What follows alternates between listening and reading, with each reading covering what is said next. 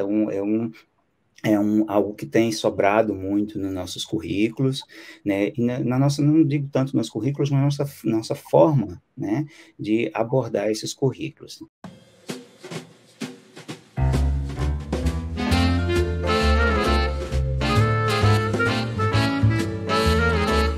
Olá, estamos começando mais uma entrevista do projeto A História em 60 Minutos, um projeto promovido pelo Departamento de História do SERES UFRN, né, em parceria com o Programa de Pós-Graduação, também aqui do SERES, e com o apoio, né, do GT de Teoria e História da Historiografia da Ampul Brasil e também da Sociedade Brasileira de Teoria e História da Historiografia, né? Esse projeto, então, promove entrevistas, produz e divulga entrevistas ao longo desse ano de 2022 com colegas que atuam, né, na área de História em todo o Brasil. Quero fazer um convite também, porque são os programas agora de dezembro, os programas de final de ano, nossos especiais, né, que conta com a presença de colegas de todas as regiões do país, das 5 regiões do país.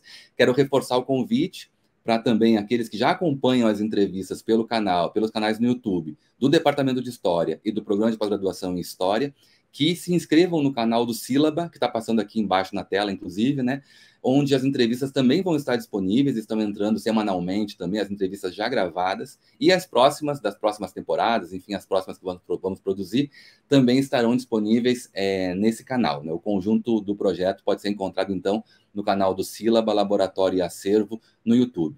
Quem prefere ouvir, tem um formato em podcast também, basta entrar no Spotify e procurar a conta do projeto lá, A História em 60 Minutos, e é possível ouvir todas as entrevistas já produzidas e divulgadas e que vão também entrar no futuro, né? Mais informações sobre o projeto, nós temos o canal oficial de divulgação das entrevistas, que é no Instagram, né, @60, por extenso, _história, e por lá é possível encontrar também todas as informações, as entrevistas que já foram divulgadas, as que também virão, nós divulgamos com antecedência por lá também, né? Dá para conhecer um pouquinho também dos convidados e convidadas do projeto.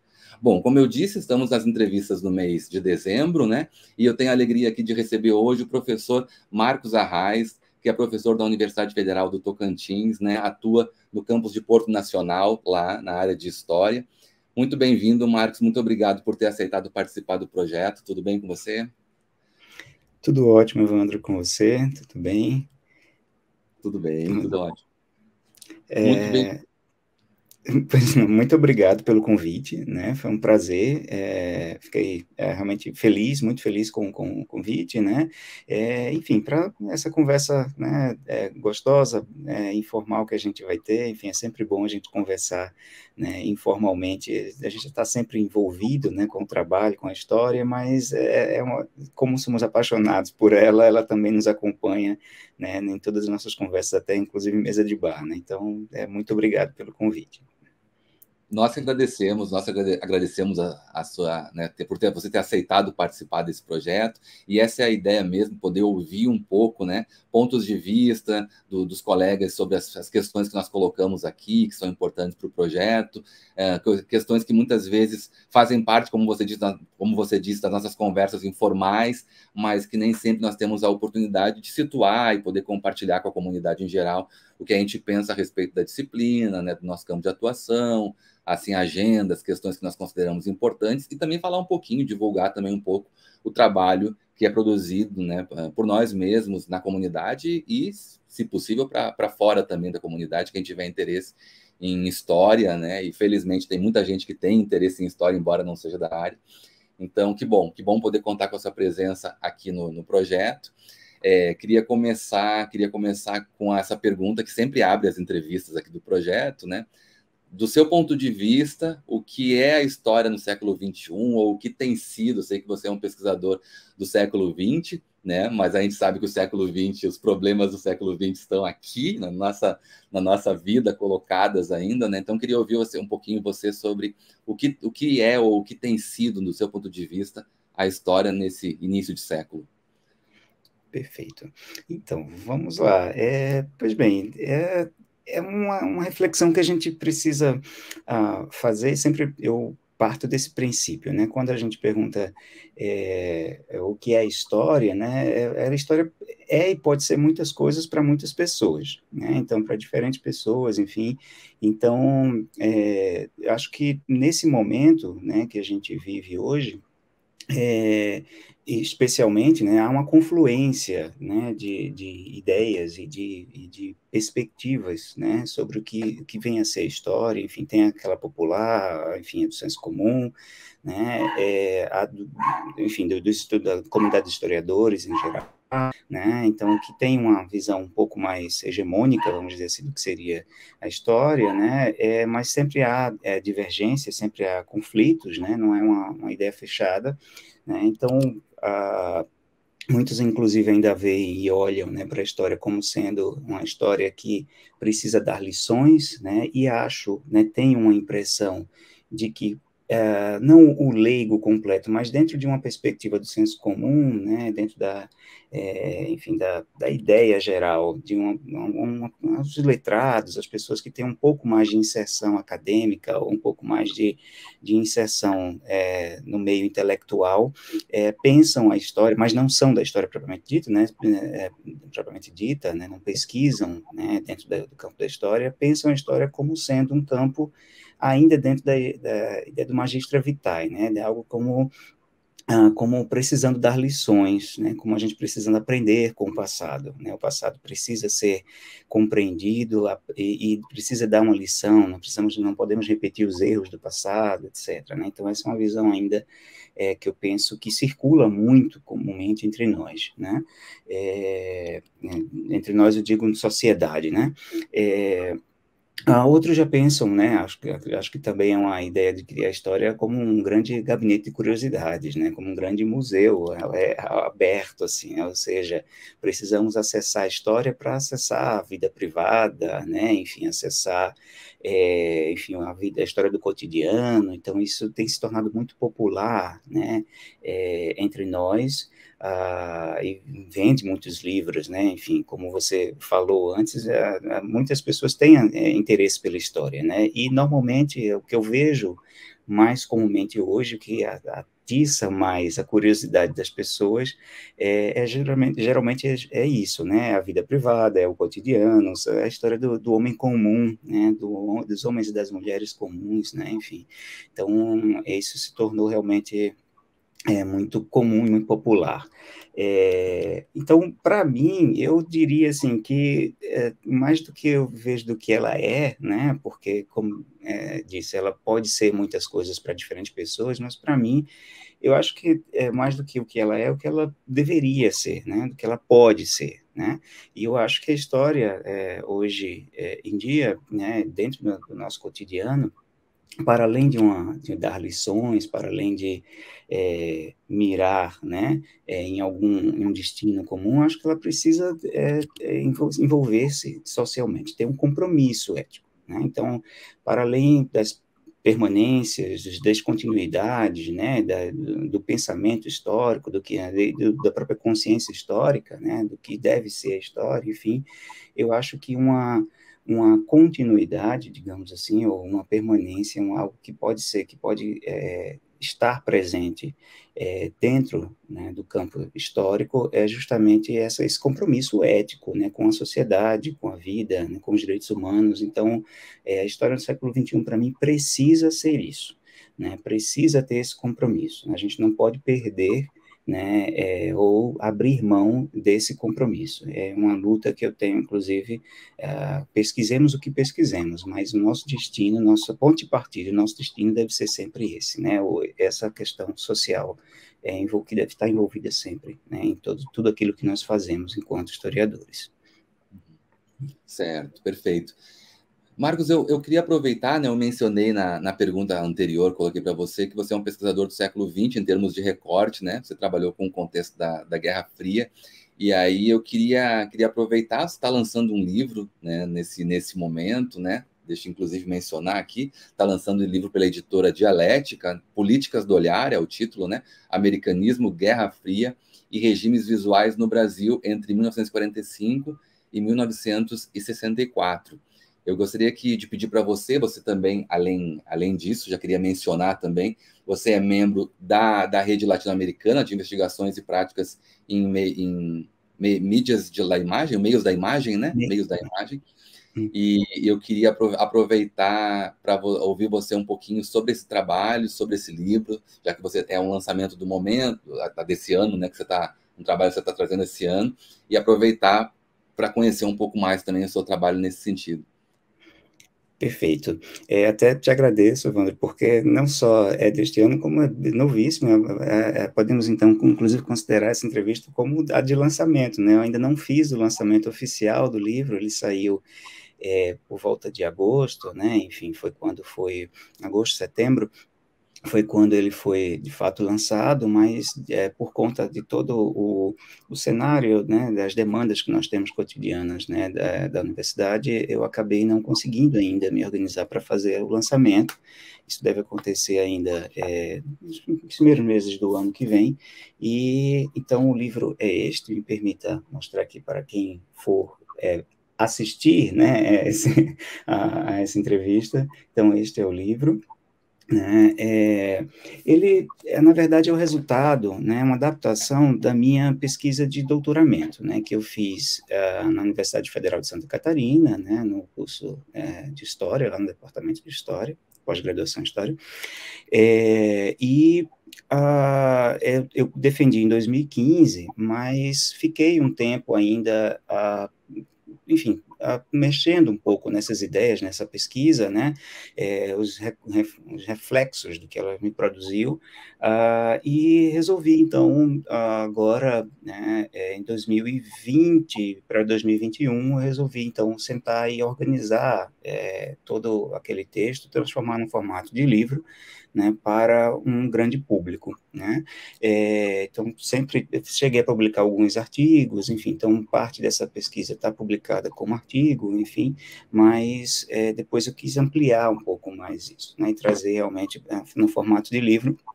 E como você falou, eu trabalho realmente com o século XX. Meu mestrado foi sobre o período da Segunda Guerra Mundial, né? Então, as relações Brasil e Estados Unidos de um ponto de vista artístico, literário, enfim, tentando lidar um pouco com essa questão da modernidade, né, e tradição, saindo, né, do Recife. Então, como o Recife viveu essas transformações proporcionadas pela modernidade advinda com a Segunda Guerra Mundial e o relacionamento com os Estados Unidos, e isso me trouxe algum material para a investigação, né, do doutorado, que então eu resolvi ampliar, né, avancei um pouco no tempo, foi o período, né, da Guerra Fria, e ampliei também, modifiquei levemente, né, a perspectiva teórica, né, tentando trabalhar um pouco com a questão da visualidade, das imagens,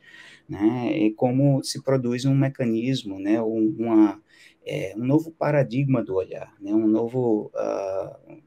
nova educação do olhar nesse momento, né, entre 45 e 64, no Brasil, né, eu saio de um campo mais regional, vamos dizer assim, e amplio para a esfera nacional, né, como que os brasileiros e brasileiras passam, né, a ter uma nova dinâmica, realmente, de ver as coisas pautada e em um relacionamento também político, né, em uma estrutura política por trás, né? Então, por isso as políticas do olhar, né? Então, a ideia de política do olhar é justamente nessa esfera, né, de entender como se produz uma nova dinâmica, um novo paradigma, né, um novo regime visual, né, no Brasil a partir desses relacionamentos. Então, são 3 capítulos, onde eu vou tentar desenvolver um pouco essas ideias em diferentes esferas, né, e, inclusive, é um livro que tem me rendido pesquisas até agora. Meu novo projeto de pesquisa, que eu aprovei há pouco tempo na UFT, diz respeito ao anticomunismo, né? Então, que eu trabalho um pouco aqui, né, em diálogo com os professores, né, Rodrigo Pato Samota, né, com a Carla Rodrigueiro, Carla Luciana Silva, enfim, então dialogo um pouco com eles esse estudo do anticomunismo, né, tem um capítulo específico sobre isso, mas nossa conjuntura política atual, né, então, e aí está a minha ponte para o século XXI, como pesquisar o século XX, mas minha ponte do século XXI tem me instigado bastante, né, então a ir atrás, né, de algumas estruturas, né, que se mantêm, né, essas estruturas discursivas, né, que são reeditadas agora, a partir de um novo contexto, né, comunicativo, de uma nova estrutura comunicativa, né, então é isso que eu tenho procurado fazer agora. O livro tem me permitido isso, né, mexer com esse livro, né, com a pesquisa, para transformar em formato de livro, me trouxe essas ideias, né, então eu realmente tenho procurado continuar, né, e, enfim, espero que o público goste, né, que as pessoas, ao lerem, sintam também enfim, se sintam instigadas a pensar também, não só essa dinâmica, né, do século XX, esse momento Guerra Fria, mas que tragam isso também para a atualidade, né, dos seus contextos. É muito importante a gente continuar estudando esses temas, porque eles, de fato, eles são muito... A gente vê que eles são muito contemporâneos, sobretudo agora nesse contexto político, esse ano eleitoral no Brasil, a gente viu o quanto esses conceitos, né, os conceitos da Guerra Fria, de uma forma deturpada, mas continuam aqui atuantes e com os mesmos problemas de compreensão da época, o que para a gente que é da história é uma coisa assustadora, tipo, não é possível que haja essa desconexão entre, né, as épocas e a própria ideia do conceito e a realidade, né? Então é algo muito vivo, né? Muito atual. Eu acho esse aspecto dos estudos sobre comunismo, anticomunismo, Guerra Fria, fundamentais, porque a gente vê que tem uma ignorância, digamos assim, talvez seja um termo forte, mas uma espécie de ignorância generalizada em relação a esse contexto e a esses conceitos e a forma como eles são usados e abusados hoje em dia, né? Queria também, se você pudesse só falar um pouquinho mais, Marcos, sobre essa ideia do regime visual, que eu vi que é um pouco central ali para o livro, para a sua discussão, né? O que seria assim esse regime visual particular do contexto da Guerra Fria? Certo. Me permita, Evandro, só recuar um pouco antes de responder efetivamente a tua pergunta e concordar com você de fato, né? Enfim, eu não parto de um ponto de vista, né, da história como uma linearidade ou como continuidade, né? Então eu trabalho muito com o descontínuo, né? Enfim, parto dessa perspectiva e desse pensamento, né? No entanto, de fato, a gente observa, né, algumas comunhões, né, alguma coisa comum, né, entre esse passado, né, da Guerra Fria e nossa atualidade, né? Naquele momento, né, eu trabalhei muito com a questão dos Hoje eu vejo como uma realidade paralela, né? Naquele momento era muito a coisa enfim, de uma realidade fantástica, né? Vivida, enfim, que as pessoas acreditavam em determinados discursos fantásticos, né? Nesse sentido, e atualmente a gente vê uma criação realmente de uma realidade paralela. Né? E aí eu acho que a forma de comunicar, né? Então também é por isso que tenho me interessado tanto por essa área da comunicação, né? Ela ajuda, né? Enfim, a moldar, né? Também o pensamento, também ajuda a moldar, né? Como nós vivemos a vida também, né? Então, e aí a ideia dessa nova pesquisa é justamente essa, estudar essas diferentes estruturas comunicativas, né, e formas de anunciar, né, e de enunciar esses discursos, né, então, acho que o caminho é por aí, vamos ver o que vai dar, mas, respondendo a tua pergunta, pois bem, a questão do regime visual é justamente, eu trabalho com a ideia de uma construção de um novo paradigma, né, de uma nova estrutura e uma rede de percepção e de visualização, né, da vida, né, de como nós vemos, vivemos,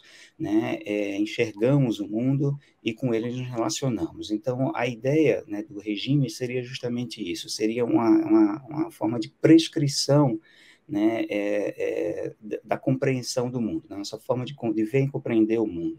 Né? Então, a centralidade do conceito tá nisso, né? De perceber, de tentar compreender realmente como uma nova forma de percepção, realmente, de uma rede, né, inclusive de afetação, né, de como as pessoas se passam a ser afetadas, né, a partir de uma reestruturação do olhar, né? Então, eu vejo, por exemplo, como muda, um dos estudos que eu faço é sobre a publicidade, né? Então, como há uma mudança, uma transformação na publicidade, né? Então, claro, há uma estrutura por trás, uma estrutura, inclusive, do capitalismo, uma transformação, né, da forma de comunicar do capitalismo, né? Mas esse não é o meu enfoque, eu trabalho, enfim, e passo um pouco por isso, apenas para situar, né, a discussão, mas vou tentar entender, de fato, as mudanças realmente que se dão materiais, realmente que se dão na forma de publicizar as coisas, né? Então, de longos textos, né? Se a gente pega, por exemplo, as revistas da década de 20, né, do início da década de 30, ali, mais ou menos, a gente vai ver longos textos tentando convencer os leitores, né, a, a comprar algo. Né? É preciso convencer, né, de uma ideia de que aquele produto é bom, do que ele faz, etc.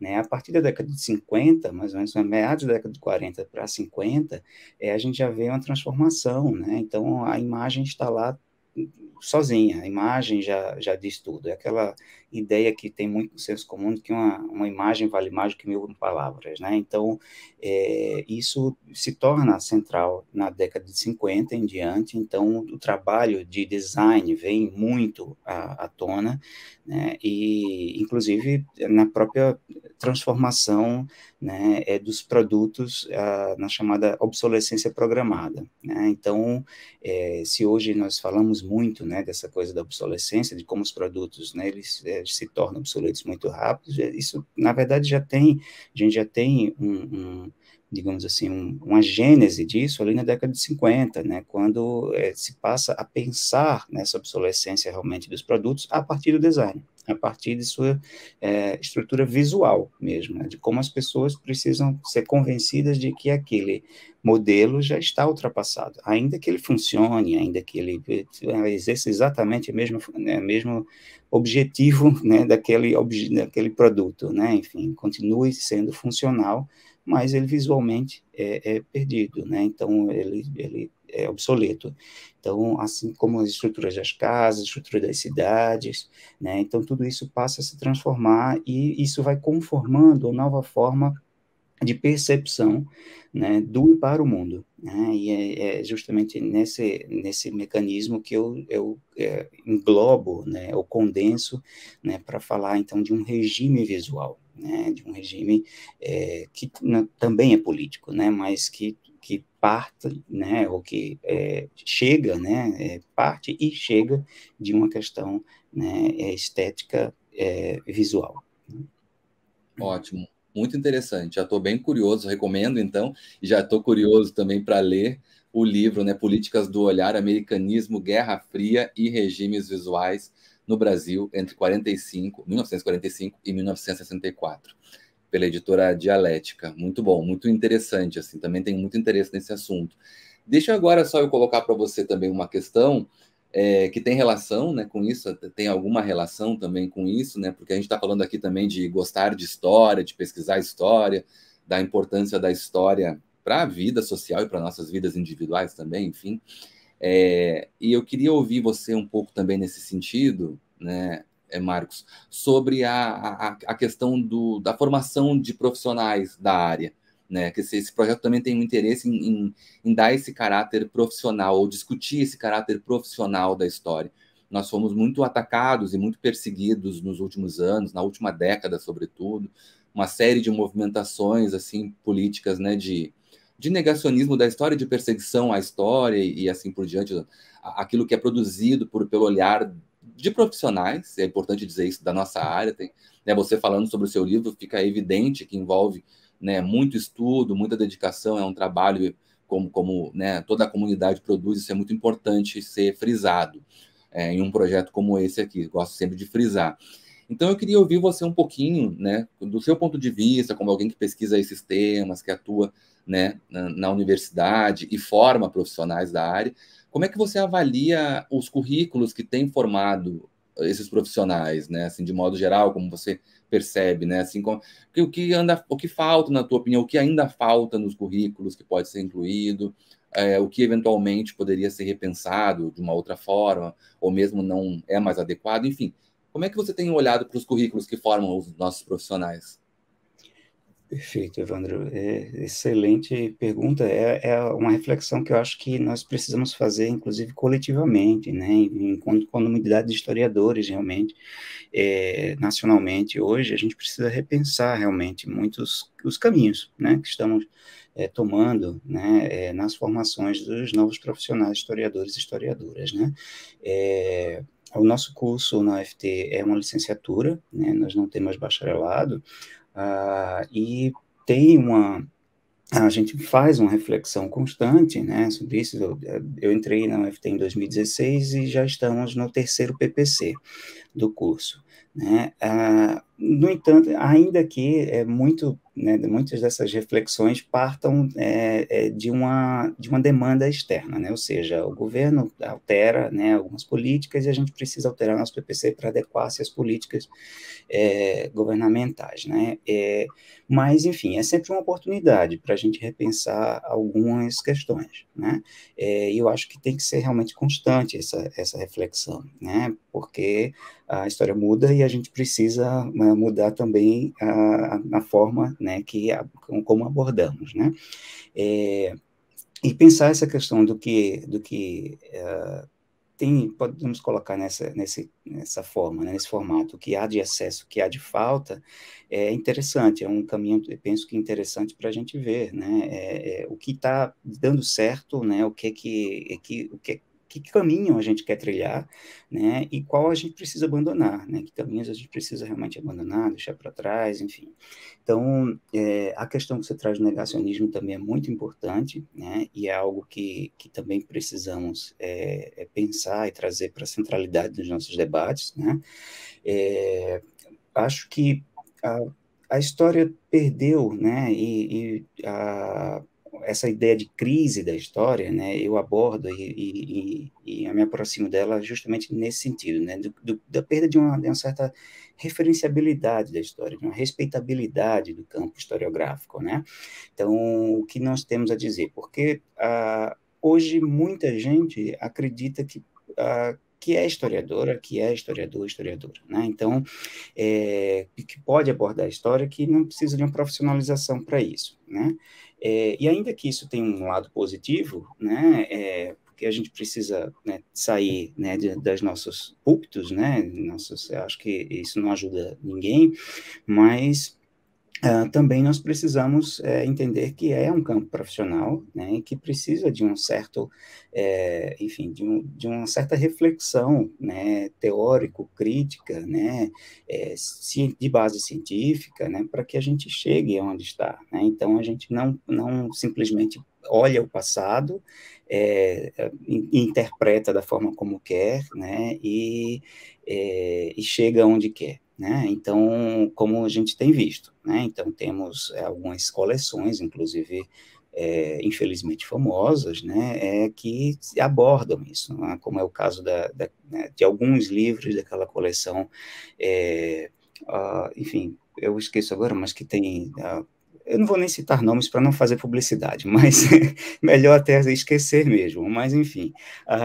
Mas temos alguns livros, né, que tentam, né, então, fazer um uso da história, né, e se dizem historiográficos, mas estão longe de ser, né, então fazem, né, recurso, de certa forma até criminosa, né, da nossa profissão, né, então acho que, e isso, eu digo isso porque acho que tem uma certa, nós temos uma certa responsabilidade com isso, né? Então, para a emergência desses fenômenos, vamos colocar assim, né?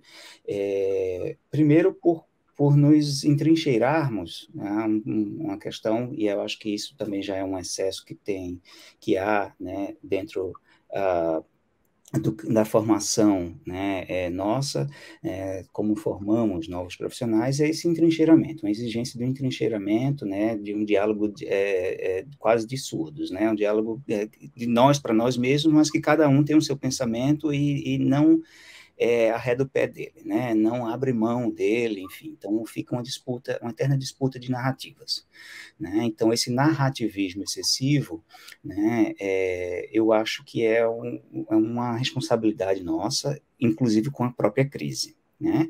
Então chega aquela máxima, né? Se tudo é verdade, então a verdade não existe, né? Então se cada um de nós, enquanto historiadores e historiadoras, produzimos uma narrativa sobre o passado que sequer é verdadeira, né? Então, onde ela está? Né? Então, onde a verdade está? Então, claro, isso dá margem para muita discussão, né? A gente não consegue aprofundar muito aqui, mas esse campo, né? Eu acho que é uma responsabilidade nossa, né? Desse excesso de narrativismo, né? Então, algo que tem sobrado muito nos nossos currículos, né? E na nossa, não digo tanto nos currículos, mas nossa forma, né, de abordar esses currículos. Então, acho que a gente precisa repensar, né, um pouco, né, esse estatuto, né, da história na atualidade. Né? Então, tentar sair da crise, eu penso que seja para um caminho, seja sair, né, desse narrativismo, né,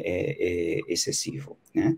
Acho que também há e aí eu vou caminhar com um diálogo com alguns filósofos, enfim, alguns críticos, né, da atualidade, como o Gumbrecht, né, enfim, que fala bastante dessa questão do excesso de hermenêutica, né, do excesso de sentido que a gente tem dentro da história, ou seja, a gente produz muito sentido, produz muito e que caminha, claro, ao lado dessa questão narrativa, né, produz muitas narrativas e a gente esquece de produzir algo de presença, né, de experiência, do que a experiência pode nos trazer, né, então de algo que eu também gosto de traduzir para o campo desse circuito dos afetos, né, ou seja, como a gente pode produzir mais efeito de presença mesmo, afeto mesmo, né? Como a história pode nos afetar mais.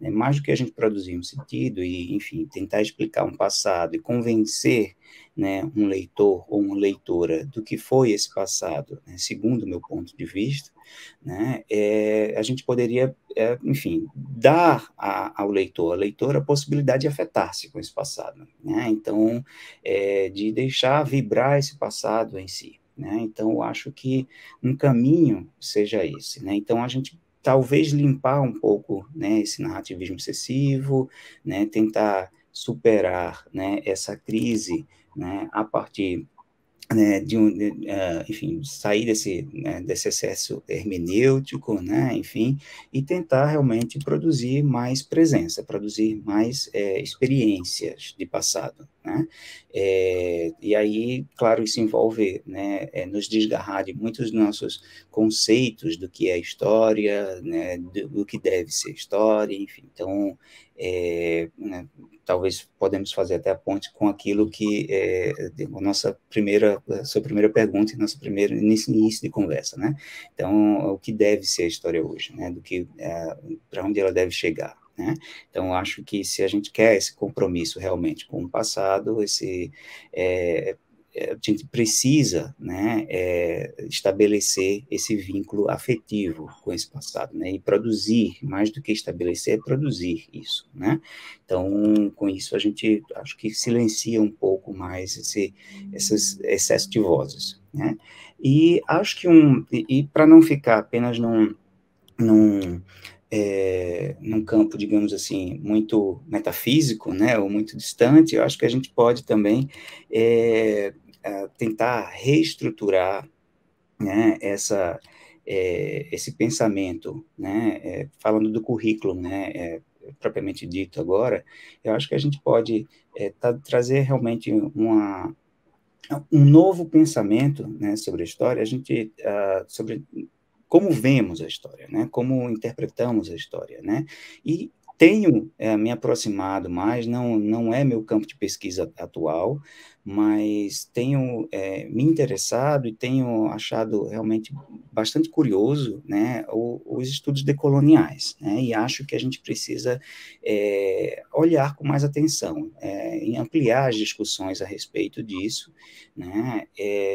Na UFT nós temos um projeto que chama Diálogo de Saberes, que tenta, né, como estamos na região norte, temos muitas comunidades quilombolas, comunidades indígenas, né, temos inclusive muitos alunos indígenas, né, enfim, são da tribo Xerente, né, e eles estão entre nós lá, e não adianta, né, nós temos muitas reclamações de professores que não conseguem dialogar, né, não conseguem, né, fazer com que os alunos indígenas, especialmente, acompanhem o curso, acompanhem a disciplina, né?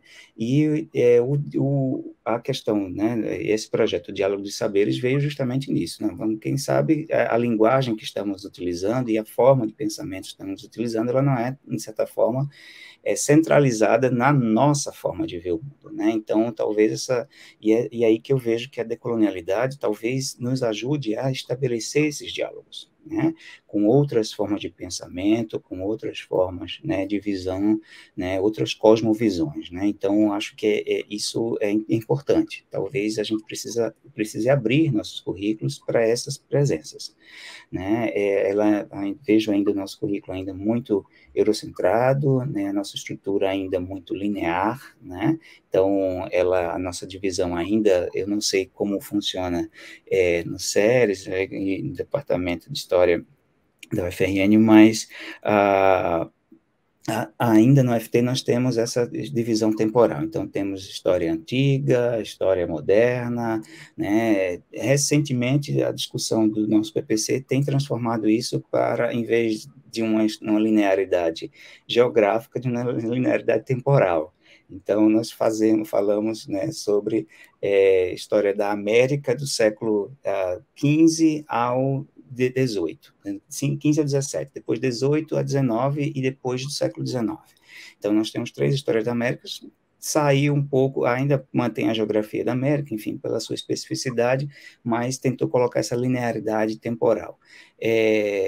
A história que antes era história moderna, agora virou história da Europa, né, e também segue essa linearidade temporal. Enfim, então, a gente ainda tem uma certa visão muito linear, né, eurocentrada, e que não estabelece pontes, né, não estabelece pontes com outras formas, né, de ver e compreender, né, a realidade social, a realidade histórica, enfim. Então, acho que a gente pode partir também, né, de uma ampliação, né, da nossa dinâmica, né, das nossas teorias, né, e talvez a teoria decolonial, né, os estudos decoloniais nos ajudem, né, nesse sentido.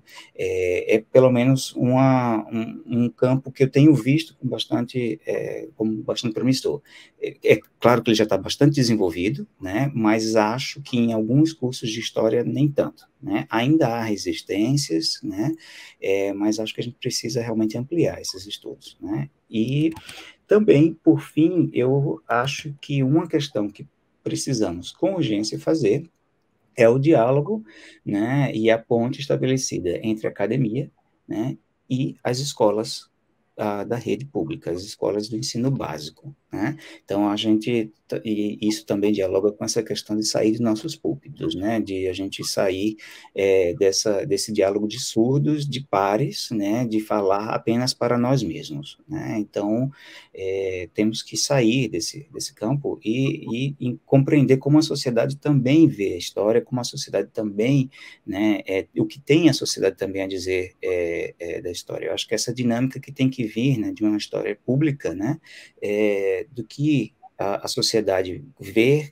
compreende como importante e trazer isso para nós, né? Então, endossar também essas visões, né? E tentar desenvolver, né, essas perspectivas a partir de uma, digamos assim, uma profissionalização, né, desses saberes que também já circulam, né, publicamente, né? Então, acho que é uma questão que a gente precisa, né, estabelecer. Então, se puder resumir, talvez fosse para resumir, a gente precisa dialogar, estabelecer e construir pontos, né, estabelecer o pensamento histórico nos lugares de fronteira, né? Então, sair dos lugares solidificados, das geografias, né, já estabelecidas, né, e ir mais um pouco para a fronteira, né?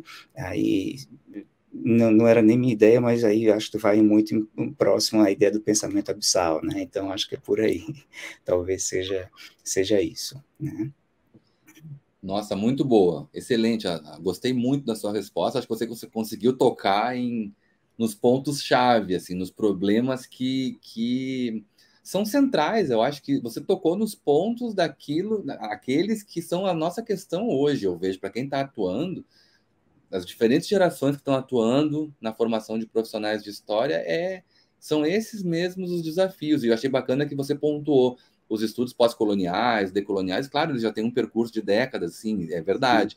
Mas uma coisa é existir um percurso em alguns campos, como nichos de pesquisa, grupos de pesquisa especializados. Outra coisa é essa discussão ser generalizada, atravessar as discussões na hora em que você vai pensar um projeto pedagógico de um curso e assim por diante. É importante marcar isso, né? Porque a gente pode pensar, nossa, mas isso já tem tanto tempo. Sim, tem muito tempo, mas dada a realidade e a relação dessas teorizações e tal com a realidade, a gente vê que tem muita coisa para ser feita e pensada ainda, né?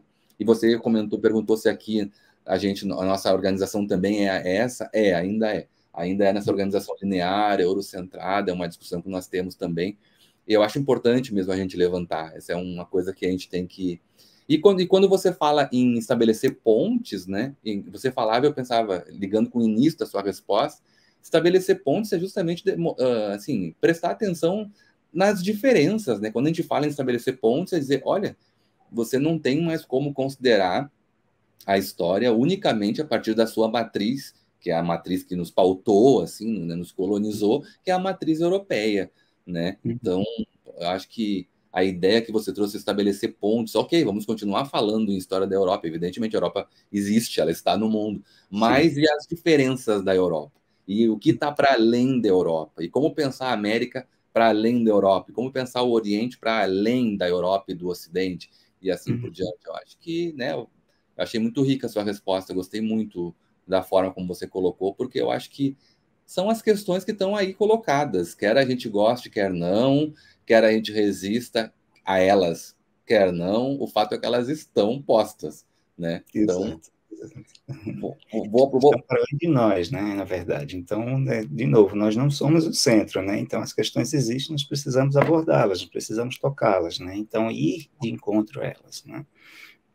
Exatamente, exatamente. Você deu o exemplo da história da América, né? E como vocês trabalham aí, eu vou aproveitar também a sua experiência nesse campo de trabalho. Eu queria pedir para você falar um pouquinho, né? Como a história das Américas pode ser repensada nesse sentido, sobretudo essa América contemporânea, essa América de hoje, aí atravessada por uma guinada que não é só americana, né? Mas que acontece assim, essa guinada à direita, na verdade, uma guinada à extrema direita na prática, nessa última década, né? Como é que a gente pode pensar esse contexto atual, esse contexto dessa guinada à direita, à extrema direita, e repensar, assim, como é que você olha, como é que a gente podia repensar a história das Américas nesse contexto? Perfeito. Excelente pergunta também. E claro, sempre está em diálogo com isso que já vimos falando, né? Eu vejo tudo parte de uma perspectiva, né? De onde estamos olhando, né? Então olhamos qual é o nosso ponto, né? De olhar, né? E há uma interpretação, né? Dentro da história das Américas, há sempre enfim, é comum também em outras áreas da história, né? Europa e tudo mais, mas quando a gente olha, por exemplo, a história da Europa, né, enfim, essa história eurocentrada, a gente tem uma interpretação mais localista, muito mais localista, né, ou mais, digamos assim, nacional do que regional, né? Então, a gente não fala de uma história da Europa, exceto, né, em períodos pregressos, mas a partir da modernidade a gente estuda a história da França, né, de Portugal, de Espanha, Inglaterra, né, enfim. Então, a gente tem um estudo desenvolvido disso. Quando a gente vem para a história das Américas, a perspectiva que se tem é sempre muito, do meu ponto de vista, muito globalista, né? Então, há sempre uma busca e um esforço muito grande por se condensar a América em uma regionalidade, né? Em uma globalidade, assim, ou seja, um coletivo,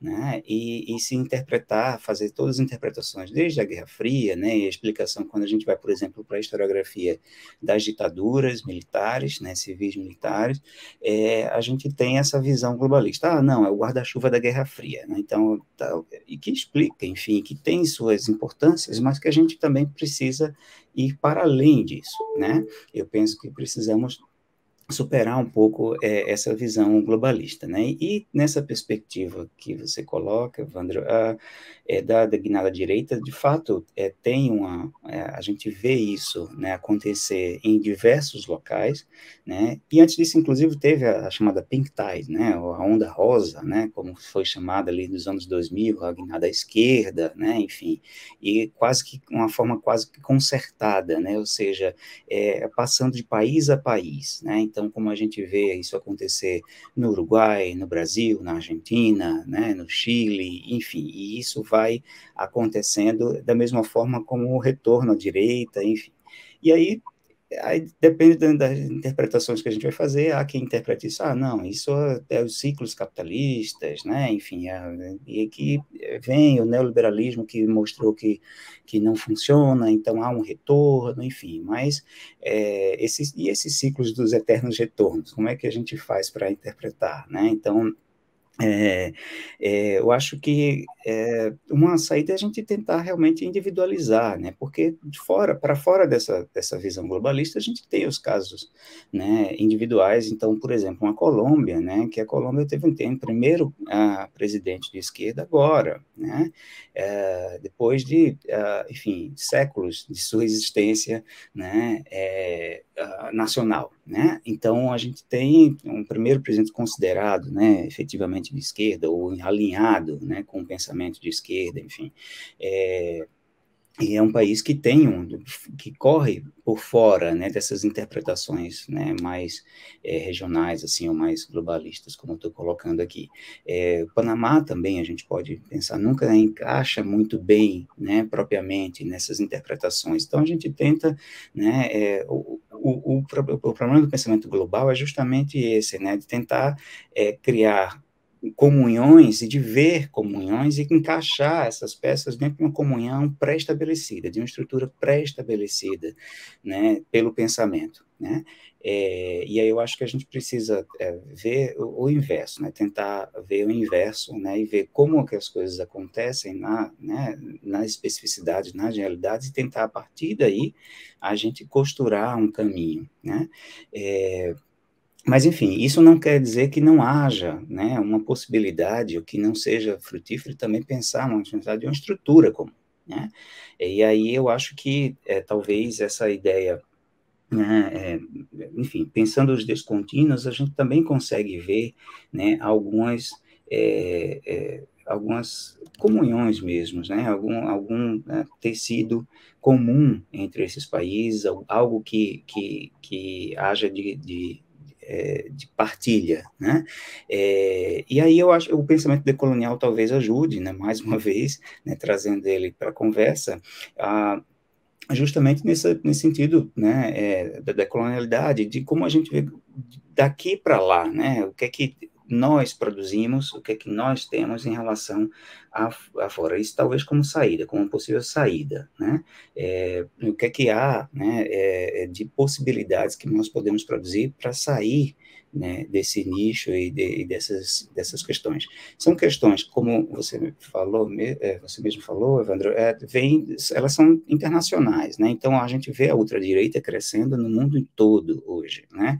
Então, nos centros de poder elas estão colocadas, né? E se a gente deixar, né, e é nesse sentido que eu vejo que não dá para a gente fugir de uma estrutura, né? Então, uma estrutura montada, uma estrutura do capitalismo realmente que demanda isso e que vai pautando e dando essas cartas, e que se nós simplesmente formos aceitar, vamos seguir a mesma dinâmica, né? Então, e vamos estar, né, à mercê dessas transformações, talvez até de forma concertada mesmo, de forma, né, como um jogo de dominó, né? E aí o pensamento decolonial talvez nos ajude a tentar encontrar saídas, né? Aliás, eu não sei nem como isso pode ser visto, tá? Dentro dos estudiosos do pensamento decolonial, mas do meu ponto de vista, da forma como eu abordo, eu vejo como um primeiro grande pensador da decolonialidade José Martí, né? Claro, romantizando um pouco aqui, né? Mas o José Martí ele já trazia, né? Lá no final do século XIX, né? Ao pensar a independência cubana, ele já traz essa ideia, né? Dos intelectuais de dentro e os de fora, né? Então, os de afuera, né? Que a gente deve pensar soluções nossas, né? Em vez de tentar buscar, né, modelos externos para aplicar, adaptar, né, que seja, mas por que não pensar aqui, a partir daqui, né? Então, acho que talvez, né, dentro nossos estudos das Américas, hoje a gente precisa realmente focar para dentro, né, focar, né, dentro de nós mesmos, o que é que estamos produzindo, o que é que nós temos como saída, e por isso a necessidade de a gente criar essas pontes, essas redes de pesquisa, essas redes de pensamento articulada entre nós, né? Como você mencionou, eu faço parte, né, de uma rede de pesquisa latino-americana, e a gente tenta realmente buscar essas saídas, né, internas, né? Então, de nós, o que é que nós estamos produzindo, né? Como nós estamos pensando, né? Essa nossa realidade local, né? Para criar saídas locais, né, para os nossos problemas, nossas, né, questões, né, contemporâneas, né? Então, e superar essa dinâmica, né, que sempre vem pautada, né, de fora. Não quer dizer que a gente esteja fora de um contexto global, né? Estamos num contexto global, as relações internacionais ainda dizem muito, né, sobre a política internacional e as políticas nacionais, mas acho que a gente precisa também tentar criar mecanismos, né, de correr por fora disso, né? Enfim, de tentar encontrar soluções para os nossos próprios problemas que não sejam modelados externamente, não tenham modelos ou matrizes externas, né?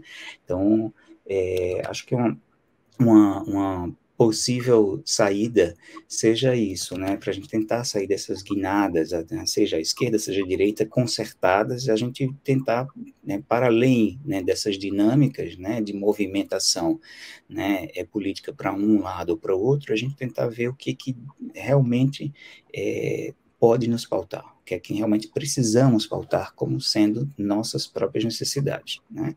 E há algumas comuns, né, dentro da história das Américas, né, realmente precisamos superar, né, essa colonialidade, né, que existe, né, em toda a região, mas há questões nacionais, né, então há questões locais, né, que a gente precisa atender, né, e precisa atentar para elas.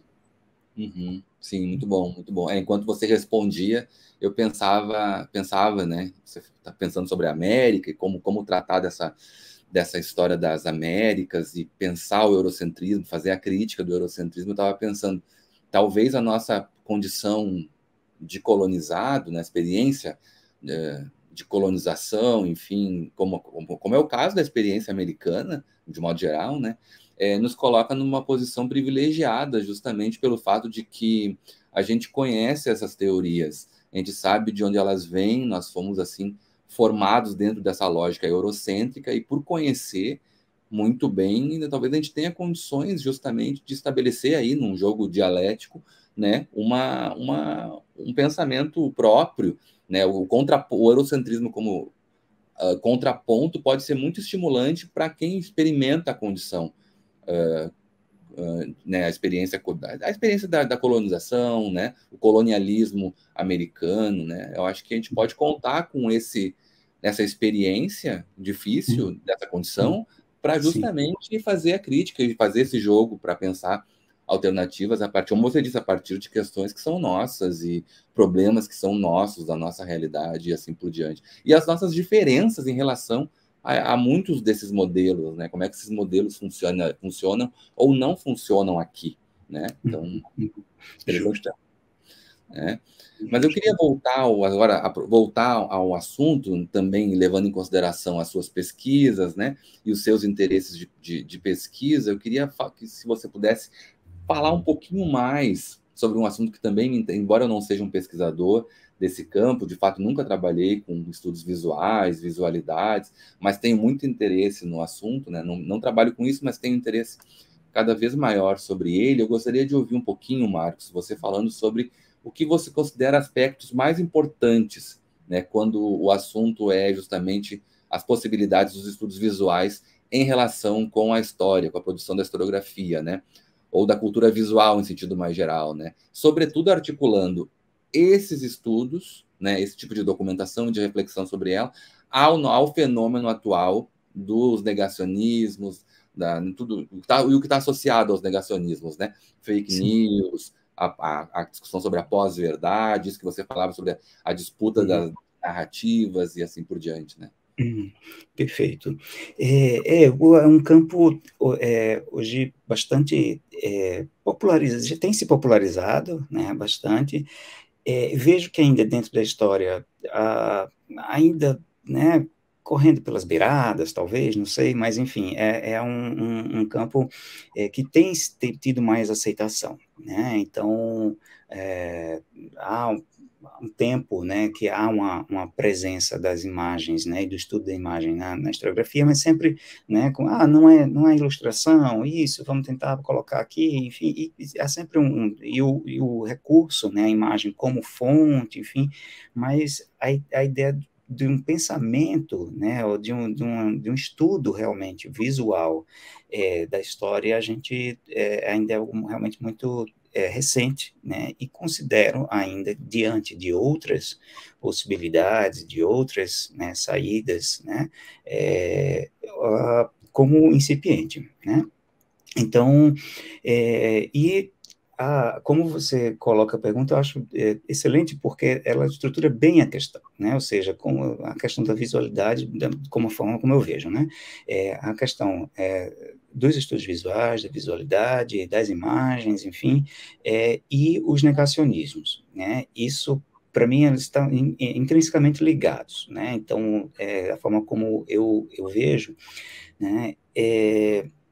Porque partem realmente de uma visão mesmo, né, de como abordamos, né, essa questão da história hoje, da crise da história, e como, né, podemos escrever a história hoje, né, mas para tentar organizar o pensamento aqui, eu vou voltar, né, para o início da tua pergunta, que o que é importante, ou como, né, o que é central, né, para os estudos visuais hoje.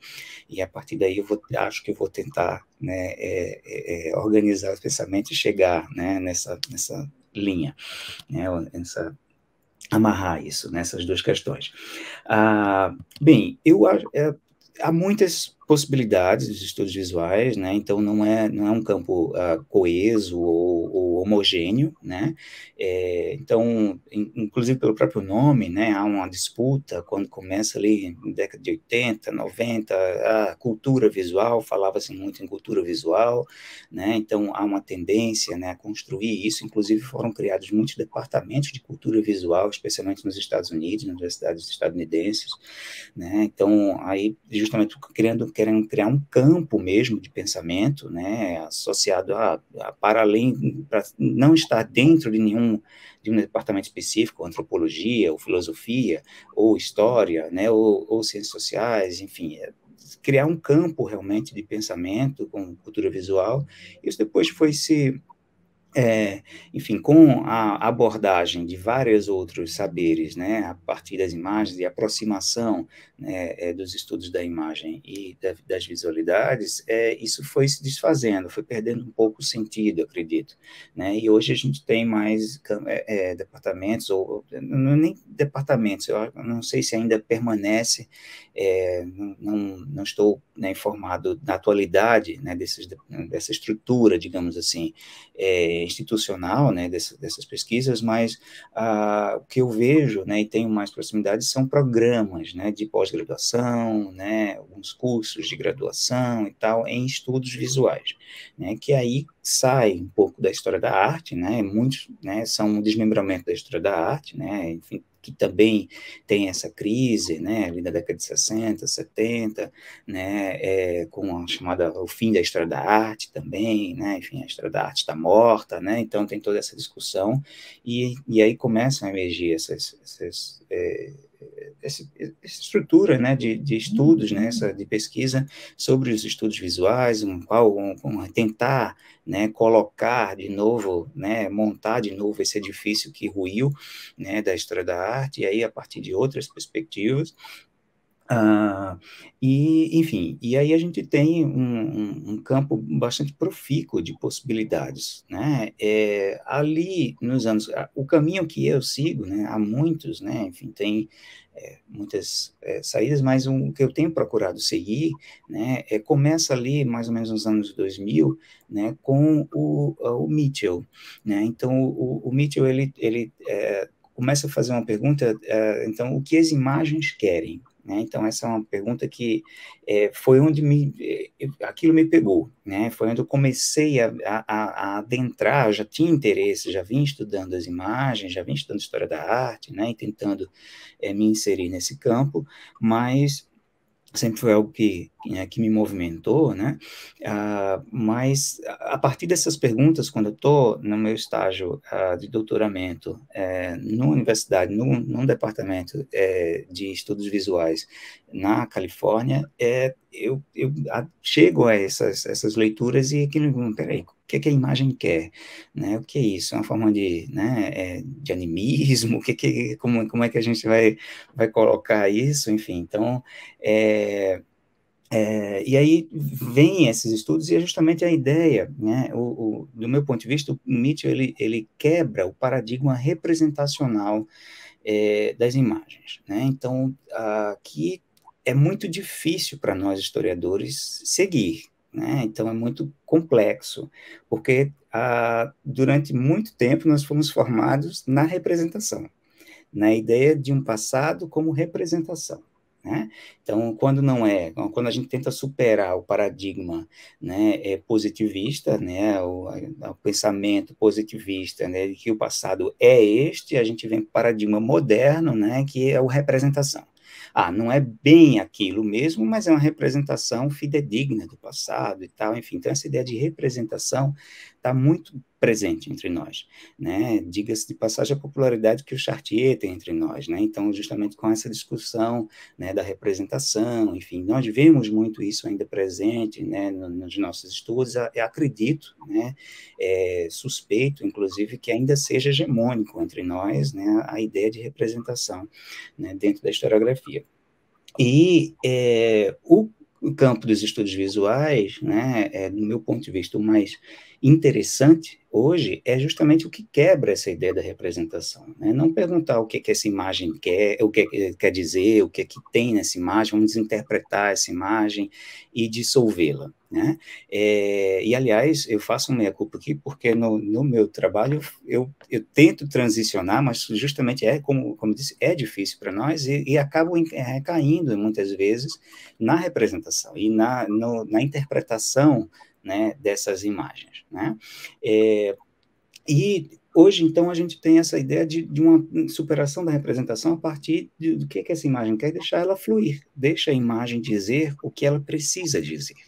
E aí é quando a gente cria o campo com a ideia dos afetos, né, dos circuitos afetos, da produção de presença, né, muito mais do que uma produção hermenêutica, né, uma produção de sentido, né, de tentar produzir sentido e narrativas sobre uma imagem, deixar a imagem falar em nós, né? Deixar esse produto falar em nós, que já é muito comum dentro da história da arte, né? Enfim, talvez não entre os historiadores mais famosos da arte, mas é, é muito, ou os críticos de arte, né, que sempre tentam produzir um sentido sobre uma obra, mas pelo menos a audiência, né, ao público, né, que vai ao museu, isso é muito comum, né, a gente se deixar afetar pelas obras, né, a gente se deixar afetar por aquilo e deixar esse afeto falar, né, então, ou seja, é a forma que a imagem tem de ganhar protagonismo, é a forma que a visualidade tem, né, de fruir em nós, né? Então, acho que isso, né, e aí conectando lá com as perguntas, né, nossa conversa no começo, né, começo da nossa conversa, é justamente essa questão de tentar produzir um pouco mais, né, de afeto realmente, né, e menos de sentido, o que aquilo mexe conosco, né? Então, e isso em si talvez seja uma forma, né, de sair desses negacionismos, né? Se a gente entrar ou quiser bater de frente com o negacionismo, com mais narrativa, né, ou com outras narrativas se querendo verdadeiras enquanto as deles são falsas, né? Ora, a gente vai sempre recair na premissa, o problema está na premissa, né? É o excesso de narrativas. Né? Então, se entre, né, nós que produzimos cientificamente, que temos uma base científica, produzimos muitas narrativas, tudo bem, o método de uso dos negacionistas está equivocado, né? Então, o seu início está equivocado, e isso precisa ser deixado claro, né? Não estou tentando dar razão ao negacionista aqui, né? Não é isso, mas justamente o seu método está equivocado, o seu princípio está equivocado, né? Inclusive, podemos até dizer, sua moral está equivocado, mas é um campo, a gente dá o campo para o jogo, né? Então, ao produzir excessos de narrativas, né? Então, o campo está montado, né? A gente, inclusive, convida o outro time a jogar contra nós, né? Então, essa é a questão. Então, se a gente continua jogando, acho que a gente precisa ser aquele garotinho, como diz o Durval, né, de pegar a bola, botar debaixo do braço e dizer, olha, né, o jogo acabou, né, então vamos deixar, né, a bola falar. Então, acho que a gente precisa deixar a coisa, né, talvez sair de um campo de excesso narrativo. A gente não tem como fugir da narrativa, porque nós produzimos, né, é talvez, o resultado do nosso trabalho, né, mas eu acho que é sair do narrativismo, não é abandonar a narrativa, mas é sair do narrativismo, tentando, né, construir dentro dessa narrativa uma ponte com os afetos, né? Então, acho que talvez seja essa saída, como eu tenho visto, sabe, Evandro? A ideia, e acho que os estudos visuais nos ajudam isso, né? Nos ajudam a superar, né, esses excessos que temos, ajudam a superar, inclusive, a possibilidade mesma do negacionismo, né? Porque não há como criar um negacionismo a partir daquilo que de fato existe em nós, daquilo que de fato se materializa em nós, né? Então, como um afeto, como uma vibração, como algo, né? Então, e acho que a história, falando junto com o Gumbras, mas também trazendo a baila, né, o Benjamin para a conversa, eu acho que é possível a gente produzir experiência, né? É possível a gente produzir, né, essa sensação de passado, né? E essa simultaneidade, como diz o Gumbras, né, uma experiência de sincronicidade histórica, né? Talvez produzir um sincronismo, né, com o passado. Então, acho que é possível, né? E a gente precisa trabalhar em mecanismos, métodos para tais. Muito bom, muito interessante a sua resposta. Enquanto você falava, eu lembrava de um texto que eu adoro, que é aquele ensaio da Susan Sontag, né, intelectual estadunidense, contra a interpretação, né, que ela está justamente problematizando a crítica de arte, né, e sobre essa tentativa de interpretar tudo, né, e experimentar pouco, né, e a história, né, a história tem a ver com isso. Pelo menos do meu ponto de vista, tem muito a ver com isso.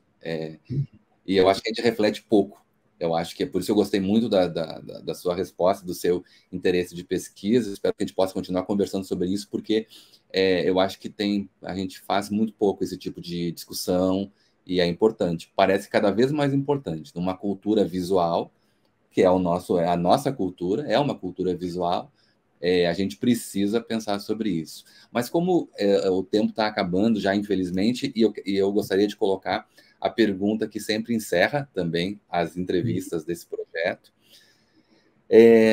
Por fim, então, Marcos, queria colocar, a gente falou muito sobre isso, né? Sobre ser afetado pela história, ser afetado pelo passado, pelas diferentes temporalidades, enfim. Falamos bastante, né? É um interesse em comum que nós temos, assim, de pensar a história. Então, eu queria colocar para você essa última pergunta. De que forma, no seu ponto de vista, assim, você tem percebido que a história faz parte, ela participa da vida das pessoas, do seu entorno, enfim, né, dos seus alunos, colegas e familiares, enfim, da forma como você preferir abordar, assim, né? Como é que você acha que a história tem feito parte, tem feito parte da vida das pessoas, tem participado da vida social, assim, né? E também no sentido mais subjetivo, né, mais pessoal, como é que ela atravessa e participa da sua vida, né, como sujeito, histórico também, como cidadão, né? Perfeito. Eu vou tentar ser breve, né? Enfim, eu tendo a ser realmente bastante prolixo às vezes, né? Mas enfim. Pois bem, eu acho que a história, ela se tornou, de certa forma, pelo menos o passado, né? Enfim, esse interesse pelo passado, né? E o passado, na verdade, se tornou, acho que hoje, uma grande commodity. Né? Então, enfim, a gente já tem essa discussão, né, com as discussões do presentismo, do atualismo, enfim, essa coisa do excesso de passado que nos domina, né, enfim, que nos habita. Né? Então, acho que o passado se tornou, de fato, uma grande commodity, um grande produto, um grande valor, né, a ser consumido, né, diga-se de passagem, enfim, os best-sellers que nós temos, né, Yuval Hariri, enfim, e outros, né, enfim, nacionalmente a gente também tem, né, alguns expoentes, alguns historiadores, né, digamos assim, pop, né? Então, o conhecimento histórico se tornou pop para alguns, né? Então, temos, inclusive, né, a Lili Schwartz, né, enfim, que também tem enfim, sido uma presença comum em alguns lugares, enfim, então, e dentro de uma perspectiva mais senso comum mesmo, assim, né, um público mais comum, não só entre os historiadores, né, não estou dizendo que o que ela produz é senso comum, né, pelo contrário, mas ela circula, né, ela consegue quebrar, né, assim como outros historiadores, quebrar, né, essa barreira, né, desse academicismo, que eu acho que é um caminho importante nós construirmos, né, a forma como é uma questão a se discutir, mas, enfim, e acho que isso, então, há uma presença, né? É inegável que há uma presença da história, que a história nos circunda, né? Querendo ou não, né? Para além de nós sermos sujeitos históricos, estarmos inseridos nela e tudo mais, eu acho que o pensamento histórico e o saber histórico, ele está, né? Cada vez mais comum. A grande questão que se coloca é justamente essa, né? Como ele está tão comum e tem tanto pouca respeitabilidade ou referenciabilidade, né? Porque todo mundo agora se coloca como um historiador, enfim, como possibilidade de ser historiador, enfim. Então, acho que essa é uma reflexão que nós temos que fazer. Então, eu acho que a gente precisa, né, repensar algumas coisas, né, alguns caminhos da história, e assim como eu vejo, eu vivo, né, cotidianamente com história, né, como a gente começou, né, a conversa falando, né, até nas mesas de bar, quando a gente vai sair com os amigos, já a história está ali presente, enfim, né, e se é entre historiadores, então ela não sai da mesa, né, então, mas se tem outros, né, mas ela sempre vem, sempre tem algo a dizer, sempre tem uma opinião a colocar, né, então a história está sempre presente entre nós, então para mim também, ela me habita em todo momento, e que bom, né, porque eu sou um apaixonado pela história, né, e gostaria de produzir essa paixão também, o meu esforço é esse, é de produzir essa paixão também nos meus formandos e formandas, né, nos meus alunos e alunas, né, então eu quero que eles saiam refletindo sobre a história, né, então saiam produzindo também essa presença da história, né, então para que ela deixe de ser apenas um commodity, algo vendável, né, algo que a gente, né, esse passado que se tornou realmente um produto, né, enfim, seja nos antiquários, mas para além disso, a coisa da moda vintage e essas coisas, né, então o passado realmente se torna um produto, a gente, para além de ser um produto, ela precisa ser realmente um campo de reflexão. E aí, para concluir, eu acho que eu volto para o início lá, porque a gente precisa, né, restabelecer essa respeitabilidade histórica e, especialmente, restabelecer esse compromisso ético-social da história, né, enfim, que nós precisamos, né, retornar para a sociedade algo, né, então, se a gente conseguir produzir uma história que seja, de fato, mais afetiva, que tenha esse compromisso, acho que a gente vai estar num campo muito comum. É claro, é uma utopia, né, estamos falando de uma utopia aqui, mas é como eu vejo, como eu procuro viver, né, e como eu procuro, né, abordar, né, a história hoje, né, enfim, é como eu também tento produzir, né, essa história nos outros, né, então, nas pessoas, né, que estão ao meu redor, meus alunos, familiares, amigos, enfim, então, acho que o caminho é esse. Ok, perfeito, perfeito.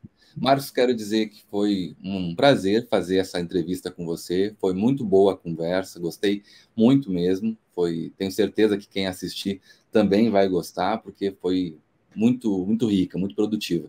Nessas entrevistas de dezembro, como nós estamos aqui fechando o ano, né, quase nas festas de final de ano, começando aí um ano novo para o Brasil, de fato, né, mudanças no governo, um ano novo, novo mesmo. Então, eu estou sempre passando a palavra, né, abrindo uma exceção nas entrevistas anteriores, mas nas de dezembro eu estou devolvendo a palavra para que você possa se despedir também agora e também falar um pouquinho sobre os seus votos e expectativas em relação ao do ano de 2023.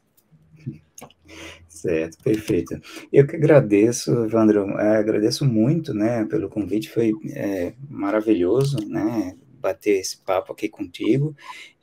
Enfim, são temas muito instigantes, né, que permeiam, ou enfim, que tangenciam algumas das nossas pesquisas e tal, mas dessa forma mais informal, né, sem nenhum compromisso de fazer sentido, de ser coerente, né, em tudo, enfim, eu acho que isso é bacana, né, então é interessante, mais como um sentido de provocação mesmo, de criar campos de provocação, né, não de resolver nada, né, de chegar a uma conclusão, mas provocar as pessoas a pensarem e talvez produzir, quem sabe, novas conversas, aí sim mais, né, estruturadas, mais, né, organizadas, né, dentro de um formato diferente. Mas, enfim, eu agradeço bastante, né, foi muito bom, e eu acho que para 2023 temos possibilidades bem interessantes, né, então realmente, como você falou, é novo, eu acho que a gente conseguiu, né, e espero que construir um caminho para restabelecer, né, algumas coisas, restabelecer as institucionalidades, restabelecer, né, enfim, um campo de discussão mais profícuo, onde a gente não fique dando tanto murro em ponta de faca, né, então acho que talvez agora a gente tenha, né, retomado a bola para debaixo do braço, né, para tentar então agora reconstruir, né, essas discussões de tentar reconstruir, né, um projeto de universidade, tentar reconstruir um projeto de história, um projeto nacional. Então, acho que a gente precisa encampar e ocupar esses espaços, né, fazer ouvir, né, nossas vozes, enfim, enquanto historiadores e historiadoras, né, e tentar pautar realmente agora o debate e não ficar apenas tentando nos desviar, né, dos descalabros que vêm de lá, né? Então, acho que o caminho é esse, né? Então, vejo com bons olhos as possibilidades de 2023, né? Enfim, que o campo de pesquisa da ciência, do saber, né, se reabra, né, para que a gente possa, então, seguir em frente, né? É isso. Tá bom, tá ótimo. Mais uma vez, muito obrigado, né, por ter participado aqui com a gente hoje. Quero convidar todos e todas a assistirem essa entrevista e as próximas que virão ainda. Temos entrevistas para chegar ainda esse ano, inéditas, que assistam as que já estão disponíveis nos canais que eu falei no início, né? E agradecer muitíssimo a quem assistiu ou ouviu essa entrevista, ainda vai ouvir e assistir no futuro, porque elas ficam disponíveis nos canais, né? Muito obrigado, até a próxima, muito obrigado mesmo, valeu, tchau, tchau.